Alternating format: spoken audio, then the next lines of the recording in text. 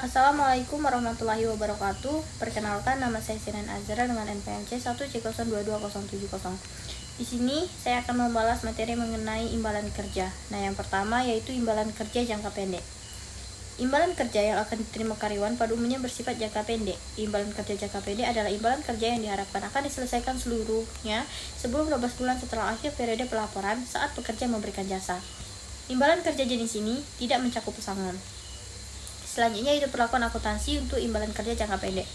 Perlakuan akuntansi khususnya diterapkan pada cuti berimbalan dan bagi laba dan bonus. Cuti berimbalan adalah hak cuti yang memberikan kompensasi berupa imbalan.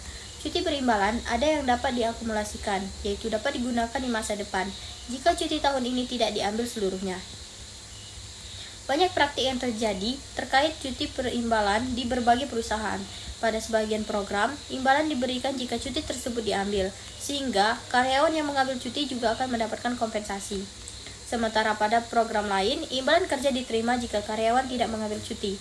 Prinsipnya adalah perusahaan harus mengakui beban sebesar perakiraan.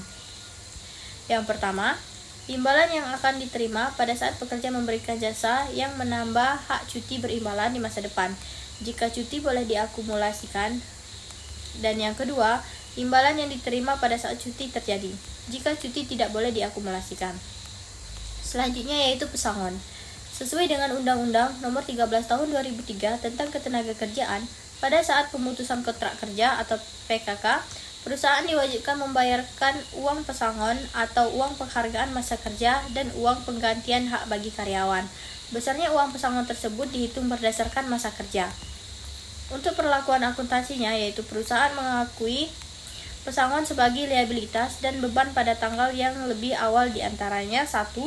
Ketika penawaran atas imbalan tersebut tidak dapat ditarik kembali, dan 2.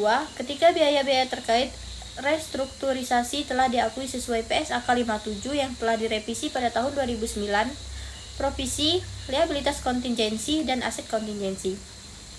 Terakhir, imbalan pasca kerja. Imbalan pasca kerja tidak hanya mencakup pensiun, tapi semua imbalan yang akan diterima karyawan setelah masa kerja selesai, seperti asuransi dan tunjangan kesehatan pasca kerja. Jadi, imbalan pasca kerja adalah imbalan kerja yang disediakan perusahaan selain pesangon dan akan diberikan kepada pekerja setelah menyelesaikan masa kerjanya. Pesangon bukan merupakan imbalan pasca kerja karena karyawan berhenti sebelum masa kerja normalnya. Demikian materi yang dapat saya sampaikan.